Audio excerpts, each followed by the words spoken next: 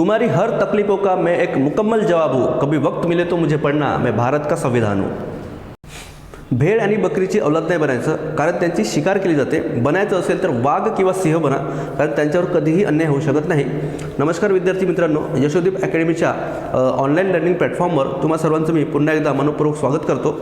आज आपण या व्हिडिओच्या माध्यमातून एक महत्त्वाचं भारतीय संविधानाचं एक महत्त्वाचं कलम 32 ज्याला स्वतः डॉक्टर बाबासाहेब आंबेडकरांनी संविधानाचं हृदय आणि आत्मा म्हटलं, त्या कलमाचा इथे अभ्यास करणार आहोत. त्या कलमांमध्ये बघा, कलम 32ला संविधानाचा हृदय आणि आत्मा म्हणतात. हा जो प्रश्न आहे, हा प्रश्न प्रत्येक परीक्षेला विचारला गेला आहे. यापूर्वीसुद्धा ज्या मुलांनी ह्या PYQ जर पाहिले असतील तर या कलम 32वर कशा प्रकारचे प्रश्न आहेत हे तुम्हाला माहीत होईल. क्लिअर.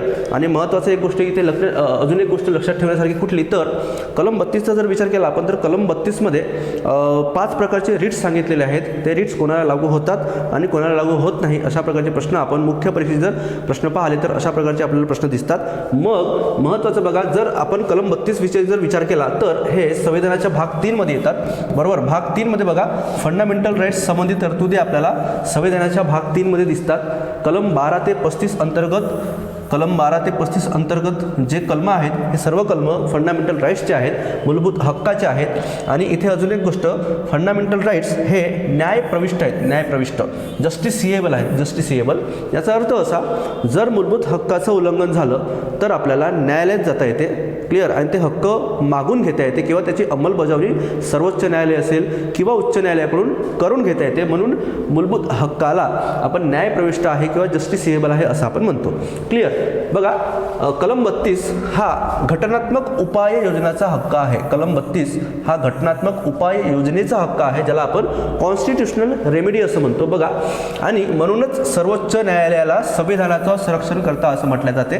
क्लिअर. याचं महत्त्वाचं कारण लक्षात ठेवायचं, जर फंडामेंटल राईट्सचं जर उल्लंघन झालं, जर मूलभूत हक्काचं उल्लंघन झालं तर कलम 32 नुसार बघा आपल्याला थेट सर्वोच्च न्यायालयामध्ये जाण्याची तरतूद आपल्या संविधानामध्ये दिसते. आणि इथे अजून एक कलम 32ला एक काय म्हणतो आपण समान कलम आहे, ते कलम आहे बघा, कलम 226. कलम 226 नुसार आपल्याला हायकोर्टमध्ये जाण्याची तरतूद दिसते. आणि कलम 32 नुसार सर्वोच्च न्यायालयात जर मूलभूत हक्काचं उल्लंघन झाल्यानंतर कलम 32 नुसार सर्वोच्च न्यायालय आणि कलम 226 नुसार हायकोर्टमध्ये जाण्याचं जी तरतूद आहे ती आपल्याला संविधानामध्ये दिसते. क्लिअर. आणि महत्त्वाची गोष्ट इथे लक्षात ठेवा. बघा, आता कलम 32 हे का इतकं महत्त्वाचं आहे, त्याचं महत्त्वाचं कारण हे काय इतकं महत्त्वाचं आहे. बघा, आपण बघा संविधानामध्ये जे काही मूलभूत हक्क दिलेले आहेत, जसं की राईट टू हेल्थ असेल, राईट टू एज्युकेशन असेल, क्लिअर, किंवा राईट टू लाईफ असेल, जे काही मूलभूत हक्क दिलेले आहेत, जर त्या मूलभूत हक्काचं जर संरक्षणच झालं नाही तर ते हक्क काहीही कामाचे नाहीत. एकदा वंदनीय डॉक्टर बाबासाहेब आंबेडकरांना प्रश्न विचारण्यात आला की संविधानामध्ये असं कोणतं कलम आहे की जे कलम नसेल तर संविधान हे शून्य असेल. बरोबर. तर डॉक्टर बाबासाहेब आंबेडकरांनी उत्तर दिलं की कलम 32 जर नसेल संविधानामध्ये तर पूर्ण संविधान हे शून्य असेल. कारण 32 मध्ये असे काही अधिकार दिलेले आहेत. बरोबर. म्हणजे जे मूलभूत हक्क आपल्याला दिलेले आहेत, मूलभूत हक्क जर त्याचं जर उल्लंघन झालं तर कलम 32 नुसार आपण डायरेक्ट सर्वोच्च न्यायालयामध्ये जाता येतात. क्लिअर आहे. आणि कलम 226 नुसार हायकोर्टमध्ये जाता येतात. क्लिअर आहे. त्यामुळे कलम 32ला डॉक्टर बाबासाहेब आंबेडकरांनी संविधानाचं हृदय आणि आत्मा असं म्हटलेलं आहे. क्लिअर. आता महत्त्वाचं बघा, इथे आपल्याला कलम 32 आणि कलम 226 मध्ये नेमका फरक काय, याच्यामध्ये एक बेसिक असा फरक आहे कलम 32 आणि कलम 226 मध्ये. तो कोणता फरक बघा. बघा, कलम 32 व कलम 226 मधला असा फरक आहे, कलम 32 हे स्वतःमध्ये एक मूलभूत हक्क आहे. क्लिअर. कलम 32 हे स्वतःमध्ये एक मूलभूत हक्क आहे, परंतु कलम 226 हे स्वतःमध्ये एक मूलभूत हक्क नाही. त्याच्यामुळे जर मूलभूत हक्काचं उल्लंघन झालं तर उच्च न्यायालयामध्ये गेल्यानंतर किंवा हायकोर्टमध्ये गेल्यानंतर उच्च न्यायालय त्याला नाकारू शकते, परंतु सर्वोच्च न्यायालयाला नाकारता येणार नाही. कारण कलम 32 नुसार सर्वोच्च न्यायालयामध्ये जाणे स्वतः मूलभूत हक्क असल्यामुळे. बघा, इथे एक टेबल तयार केलेला आहे. जर फंडामेंटल राईट्सचे उल्लंघन झाले, क्लिअर, जर फंडामेंटल राईट्सचे उल्लंघन झाले तर सर्वोच्च न्यायालयामध्ये बघा कलम 32 नुसार सर्वोच्च न्यायालयामध्ये जाता येते. कलम 226 नुसार हायकोर्टमध्ये जाता येते, हायकोर्टमध्ये जाता येते. क्लिअर. त्यानंतर न्यायालय सुनावणी देण्यासाठी बघा, न्यायालय सुनावणी देण्यासाठी कलम 32 नुसार नाकारू शकत नाही. त्याचं महत्त्वाचं कारण बघा, कारण कलम 32 हे स्वतःमध्ये एक घटनात्मक उपाय योजनेचा हक्क आहे आणि कलम 32 स्वतः मूलभूत हक्क असल्यामुळे सर्वोच्च न्यायालय मूलभूत हक्काचं उल्लंघन झाल्यास त्याला नाकारू शकत नाही. क्लिअर आहे. परंतु हायकोर्ट त्याला नाकारू शकते, असा हा महत्त्वाचा फरक आहे. त्यानंतर बघा, घटनात्मक उपाय योजनेचा हक्क आहे का, तर येस, कलम 32 हा घटनात्मक उपाय योजनेचा हक्क आहे. परंतु कलम 226 नुसार आपण हायकोर्टात जाणे हा घटनात्मक उपाययोजनेचा हक्क नाही. त्यानंतर जो निर्णय देण्यात येईल, बरोबर, त्या निर्णयावर आपल्याला अपील करता येते का, तर सर्वोच्च न्यायालयाने जो काही निर्णय देईल कलम 32 नुसार जो निर्णय देईल त्या निर्णयावर अपील करता येत नाही, बरोबर. कारण आपल्या देशामध्ये बघा सर्वोच्च न्यायालय हे हायेस्ट कोर्ट आहे. क्लिअर आहे. सर्वोच्च न्यायालय आपण ज्याला म्हणतो ते हायेस्ट कोर्ट आहे, हायेस्ट कोर्ट ऑफ अपील आहे. परंतु हायकोर्ट बघा, हायकोर्टाच्या निर्णयाविरुद्ध आपल्याला सुप्रीम कोर्टमध्ये अपील करता येते. असा हा महत्त्वाचा एक फरक. त्यानंतर अजून एक शेवटचा फरक जर पाहिला आपण तर न्यायालयाचे आदेश देण्याचा जर अधिकार पाहिला, न्यायालयाचा आदेश देण्याचा जर अधिकार पाहिला तर कलम 32 नुसार सर्वोच्च न्यायालयाचा जो अधिकार आहे फक्त मूलभूत हक्काच्या संदर्भात. इथे एक महत्त्वाची गोष्ट, इथे हा महत्त्वाचा फरक आहे, असा प्रश्न विचारला सुद्धा आहे गेला, बरोबर आहे. बघा सुप्रीम कोर्टाचा जर आपण कलम 32 नुसार जर आपण विचार केला, कलम 32 नुसार आणि मूलभूत हक्काच्या संदर्भात उच्च न्यायालयापेक्षा सुप्रीम कोर्टचे किंवा सर्वोच्च न्यायालयाचे जे हक्क आहेत ते आपल्याला व्यापक आहेत, अधिक सविस्तर दिलेले आहेत. परंतु हायकोर्टचा जर विचार केला फक्त मूलभूत हक्काच्या बाबतीत हायकोर्टचे जे अधिकार आहेत ते सुप्रीम कोर्टपेक्षा व्यापक नाही तर संकुचित प्रकारचे आहेत. परंतु इथे अजून एक महत्त्वाचा फरक लक्षात ठेवा. जर मूलभूत हक्काव्यतिरिक्त इतर हक्काचं उल्लंघन झालं, जसं की घटनात्मक हक्क असतील, कायदेशीर हक्क असतील किंवा इतर प्रकारचे हक्क झालं तर आपल्याला पहिल्यांदा, बरोबर आहे, हायकोर्टलाच जावं लागतात. म्हणजे सुप्रीम कोर्ट फक्त आणि फक्त मूलभूत हक्काचं उल्लंघन झालं तरच सुप्रीम कोर्टमध्ये जाता येते. आणि इतर काय म्हणतो आपण बघा, समजा घटनात्मक हक्क आहे, कायदेशीर हक्क, याबाबत सुनावणी करण्याचा अधिकार हा हायकोर्टला आहे. म्हणून आपण बघा अधिकाराची जर आपण तुलना केली, क्लिअर, सर्व अधिकाराची जर आपण तुलना केली तर हायकोर्टचा जो अधिकार आहे तो मग कायदेशीर अधिकाराबद्दल असू द्या की तो संवैधानिक अधिकाराबद्दल असू द्या की तो मूलभूत अधिकाराबद्दल असू द्या, म्हणून सर्वोच्च न्यायालयापेक्षा तो जो अधिकार आहे हायकोर्टचा तो अधिक व्यापक आहे. परंतु फंडामेंटल राईट्सची जर आपण तुलना केली तर सर्वोच्च न्यायालयाचा जो अधिकार आहे तो हायकोर्टपेक्षाही अधिक व्यापक आहे. तर हा बेसिक फरक आपल्याला कलम 32 व कलम 226 नुसार, बरोबर आहे, हा बेसिक फरक आपल्याला माहीत पाहिजे. जुन्या प्रत्येक परीक्षेमध्ये तशा प्रकारचे प्रश्न विचारलेले आहेत. क्लिअर. आता बघा महत्त्वाचं, त्यानंतर कलम 32 मध्ये बघा, कलम 32 मध्ये रिट्स दिले आहेत, रिट्स, बरोबर आहे, त्यालाच आपण आदेश म्हणतो. क्लिअर. रिट्स म्हणजे त्यालाच आपण काय म्हणतो, त्याला आदेश म्हणतो.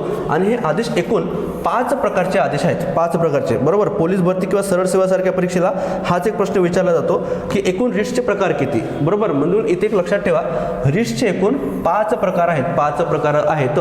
क्लिअर आहे. आता बघा हे जे रिट्स दिला, आता रिट्स म्हणजे काय, क्लिअर. मगाशी सांगितल्याप्रमाणे बघा आपल्याला संविधानामध्ये कलम 12 ते 35 या अंतर्गत मूलभूत हक्क दिलेले आहेत.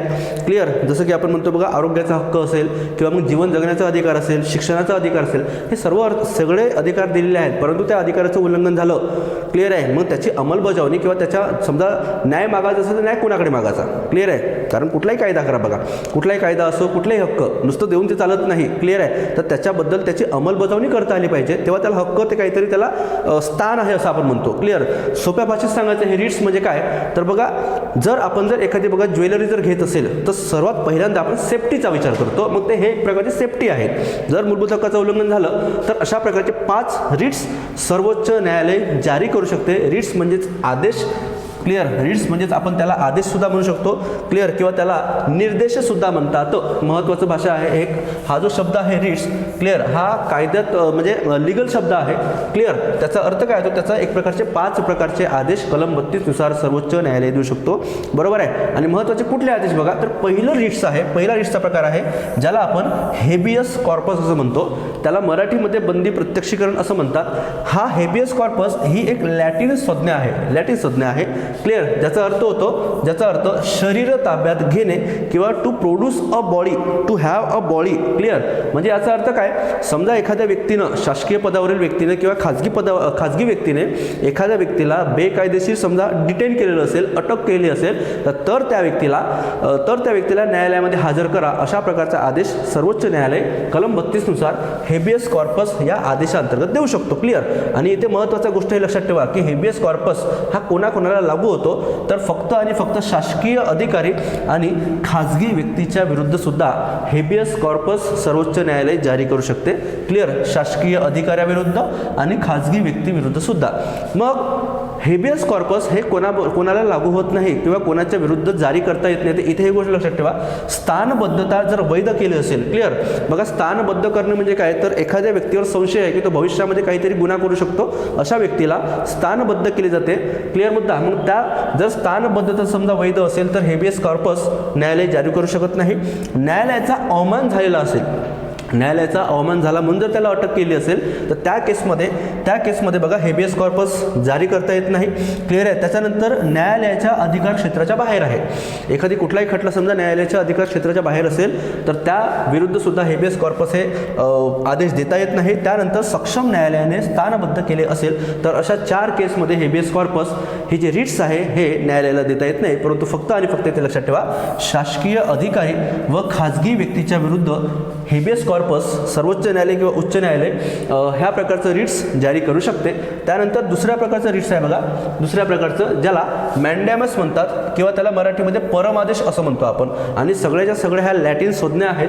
क्लिअर. ज्याचा अर्थ वी कमांड किंवा आम्ही आज्ञा देतो असा मराठीमध्ये त्याचा अर्थ होतो. आम्ही आज्ञा देतो असा मराठीमध्ये त्याचा अर्थ होतो. आता हे कधी जारी करतात बघा, एखादी शासकीय पदावरील अधिकारी आहे, बरोबर आहे, तो समजा आपले कर्तव्य जर योग्य पद्धतीने समजा बजावत नसेल तर त्या केसमध्ये बघा, त्या केसमध्ये मॅन्डॅमस किंवा परमादेश म्हणजे वी कमांड किंवा आम्ही आज्ञा देतो अशा प्रकारचं रिट्स सर्वोच्च न्यायालय हे बजावू शकते. परंतु कोणाविरुद्ध मॅन्डॅमस किंवा परमादेश हा जो रिट्स आहे कोणाविरुद्ध हे बजावता येत नाही किंवा याचे अपवाद लक्षात ठेवा. खाजगी पदावरील व्यक्ती असेल किंवा एखादी संस्था असेल, राष्ट्रपतीच्या विरुद्ध, त्यानंतर राज्यपाल असेल आणि अवैधानिक सूचनांचा अंमल करण्यासाठी मॅन्डॅमस किंवा परमादेश या प्रकारचं रिट्स जारी करता येत नाही. या अपवादावर प्रश्न आपल्याला मुख्य परीक्षेमध्ये दिसतात, बरोबर. आणि काही प्रमाणामध्ये पूर्व परीक्षेमध्ये सुद्धा ह्या प्रकारचे प्रश्न किंवा या प्रकारचा अपवाद विचारण्याची शक्यता जास्त असते, म्हणून हे आपल्याला माहीत असणे अत्यंत आवश्यक. त्यानंतर तिसऱ्या क्रमांकाचा रिट्स आहे ज्याला आपण प्रोहिबिशन आणि मराठीमध्ये त्याला प्रतिषेध असं म्हणतात. ज्याचा अर्थ होतो बंदी घालणे, काहीतरी न करण्यासाठी आदेश दिला जातो. क्लिअर. आणि हा जो रिट्स आहे तो कधी जारी करतात, एखाद्या खटल्यावर सुनावणी होण्याच्या आधी हा रिट्स जारी केला जातो. क्लिअर. आणि फक्त हा न्यायिक व अर्धन्यायिक अधिकाऱ्यांच्या विरुद्ध हा रिट्स जारी केला जातो. आता अर्धन्यायिक अधिकारी किंवा अर्धन्यायिक संस्था म्हणजे काय, तर अशा प्रकारच्या संस्था ज्या न्यायालयाची बाजू निभावतात किंवा न्यायालयाची भूमिका पार पाडतात, न्यायालयासारखे निर्णय देतात, परंतु ते न्यायालय नसतात, त्याला आपण अर्धन्यायिक संस्था किंवा याला आपण काय म्हणतात बघा. समजा उदाहरण पाहिले तर याला आपण काय म्हणतो बघा, उदाहरण आहे काय, इथे एक नॅशनल ह्युमन राईट कमिशन किंवा नॅशनल ग्रीन ट्रिब्युनल, राष्ट्रीय मानवाधिकार आयोग किंवा राष्ट्रीय हरित लवाद अशासारख्या संस्था ज्या असतात त्याला आपण अर्धन्यायिक संस्था असं म्हणतो. क्लिअर. परंतु हा जो रिट्स आहे, क्लिअर, मग हा कोणाला किंवा कोणाच्या विरुद्ध हा रिट्स जारी करता येत नाही किंवा देता येत नाही, तर लक्षात ठेवा इथे प्रशासकीय अधिकारी, बरोबर, त्यानंतर कायदेमंडळ, त्यानंतर खाजगी व्यक्ती आणि खाजगी संस्था यांच्या विरुद्ध हा रिट्स जारी केला जात नाही. फक्त इथे एक गोष्ट लक्षात ठेवण्यासारखी, क्लिअर, कुठली गोष्ट आहे तर हा जो रिट्स आहे, प्रोहिबिशन नावाचा जो रिट्स आहे तो एखादी खटल्यावर सुनावणी होण्याच्या आधी हा रिट्स जारी केला जातो.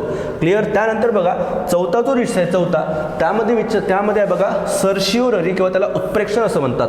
हा चौथा प्रकारचा रिट्स आहे. आणि हा कधी जारी करतात, एखादी खटल्यावर सुनावणी झाली, एखादी खटल्यावर सुनावणी होण्याच्या आधी जर पाहिलं तर ते प्रोहिबिशन, त्याच्यावर प्रतिबंध घालणे, एखादी गोष्ट होण्यापासून त्याला प्रतिबंध घालणे, तो तिसऱ्या प्रकारचा होता. आणि चौथ्या प्रकारचा जर आपण पाहिलं त्याला आपण सर्शिओररी असा शब्द आहे. क्लिअर. त्याला मराठीमध्ये उत्प्रेक्षण असं म्हणतात. आणि एखाद्या खटल्यावर समजा निर्णय झाला तर तो खटला, बरोबर, तो खटला जर आपण विचारलं असंविधानिक असेल किंवा कायद्याच्या दृष्टीने तो खटला जर बघा बेकायदेशीर असेल तर त्याची कायदेशीर किंवा घटनात्मकता तपासण्यासाठी, बरोबर, हा रिट्स म्हणजे त्याला आपण सर्शिओररी असं आपण म्हणतो, जो खटल्याचा निर्णय झाल्यानंतर जारी करतात. बरोबर. याचा अर्थ काय होतो तर माहिती द्यावी किंवा प्रमाणित करावे, म्हणजे एखाद्या खटल्यावर निर्णय झाल्यानंतर त्याची आपल्याला माहिती द्यावी, बरोबर, त्यासाठी हा खटला आपण जारी करू शकतो.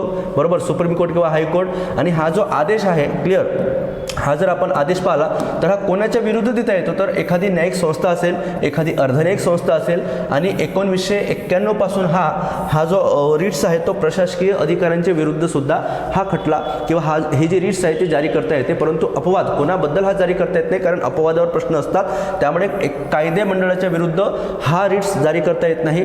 आणि खाजगी व्यक्ती किंवा खाजगी संस्था यांच्या विरुद्ध सुद्धा हा रिट्स जारी करता येत नाही. त्यामुळे हे आपल्याला लक्षात ठेवणे इथे गरजेचं आहे. क्लिअर. मग अशी सांगितले म्हणून बघा पुन्हा एकदा मी सांगतो, प्रोहिबिशन हे खटला होण्याच्या आधी, क्लिअर, आणि सर्शिओररी हे खटला होण्याच्या नंतर. इथे इतका फरक लक्षात ठेवायचा आहे. आणि शेवटचा आपण जर रिट्स पाहिलं तर त्याला आपण को वारंटो असं आपण म्हणतो. को वारंटो ज्याचा अर्थ होतो अधिकार पृच्छा, बरोबर. आणि याचा अर्थ मराठीमधला जर अर्थ पाहिला तर आपण हे कोणत्या अधिकारा अंतर्गत करीत आहात असा याचा अर्थ होतो, बरोबर आहे. म्हणजे तुम्हाला एखादी कर्तव्य बजावत असाल तर तुम्हाला कोणती ऑथॉरिटी आहे हे तुम्हाला इथे विचारलेला असतो. क्लिअर. क्लिअर. आणि महत्त्वाचं बघा तर हे कोणाविरुद्ध जारी केला जाते तर महत्त्वाच्या शासकीय पदाविरुद्ध. क्लिअर. महत्त्वाच्या शासकीय पदाविरुद्ध आपण किंवा एखादी व्यक्ती समजा महत्त्वाच्या शासकीय पदावर आहे तर त्यांना आपण अशा प्रकारचं विचारू शकतो की तुम्ही हे कोणत्या अधिकाराअंतर्गत करत आहात. क्लिअर आहे. परंतु हे बघा खाजगी पद असेल किंवा मंत्री असेल यांना हा रिट्स जारी करता येत नाही. क्लिअर. किंवा त्यांना तो लागू होत नाही, तो अपवादामध्ये येतो. आणि महत्त्वाची गोष्ट लक्षात घ्या, जे आधी आपण जे 4 पाहिले. क्लिअर. आधीचे जे 4 आहेत ते कोण बघा, आधीचे आपण जे 4 पाहिले ते फक्त आणि फक्त पीडित व्यक्ती दाखल करू शकतात. परंतु को वारंटो नावाचा जो रिट्स आहे तो पीडित व्यक्ती व कोणीही, बरोबर, कोणीही म्हणजे काय, पीडित व्यक्ती असेल किंवा त्या पीडित व्यक्तीचे मित्र असतील, बरोबर, फ्रेंड्स असतील किंवा फॅमिली असतील, हा जो रिट्स आहे को वारंटो हा कोणीही दाखल करू शकतो. परंतु आधीचे जे 4 होते आपण जे पाहिले ते फक्त आणि फक्त पीडित व्यक्ती दाखल करू शकतात. अशा प्रकारचे रिट्स आहेत आपल्याला बघा. कलम 32 मध्ये ह्या प्रकारचे रिट्स आहे. कलम 32 नुसार सुप्रीम कोर्ट सर्वोच्च न्यायालयाला अधिकार आहेत रिट्स जारी करण्याचा. क्लिअर आहे. आणि कलम 226 नुसार हायकोर्टला अशा प्रकारचे अधिकार जारी करण्याचा अधिकार दिलेला आहे. क्लिअर आहे. परंतु त्याचा फरक आपल्याला लक्षात पाहिजे. कलम 32 मधला फरक काय, कलम 226 मधला फरक काय. कोणाचा अधिकार, बरोबर, हा कोणाचा अधिकार हा व्यापक स्वरूपात आहे, कोणाचा अधिकार संकुचित स्वरूपात आहे. आणि हे जर माहीत असेल आपल्याला तर कसाही समजा प्रश्न आला, सर्व बघा MPSCचे कुठलेही जर आपण PYQ पाहिलं तर अशा प्रकारचे जुने PYQ मध्ये अशा प्रकारचे प्रश्न दिसतात. क्लिअर. आणि आपल्याला आपले अधिकार सुद्धा माहीत पाहिजेत बघा. आपल्याला जर आपले अधिकार माहीतच नसतील तर मग त्याच्याबद्दल आपण बोलणार कसं, हा पहिला महत्त्वाचा प्रश्न आहे. म्हणून बघा एका शायरनं भारतीय संविधानाबद्दल एक महत्त्वाचं एक वाक्य लिहून ठेवलं आहे, म्हणजे त्याला शायरी आपण म्हणतो, बरोबर. ती शायरी असे बघा, तुम्हारी हर तकलीफों का मैं एक मुकम्मल जवाब हूँ, कभी वक्त मिले तो मुझे पढ़ना, मैं भारत का संविधान हूँ. अशा प्रकारची संविधानाची रचना किंवा संविधानाबद्दल कौतुक करताना दिसतात लोक. त्यामुळे आपल्याला इंडियन कॉन्स्टिट्यूशन हे परीक्षेच्या दृष्टिकोनातून सुद्धा आणि आपले अधिकार आपल्याला माहीत होण्यासाठी सुद्धा वाचणे अत्यंत गरजेचं आहे. थँक्यू.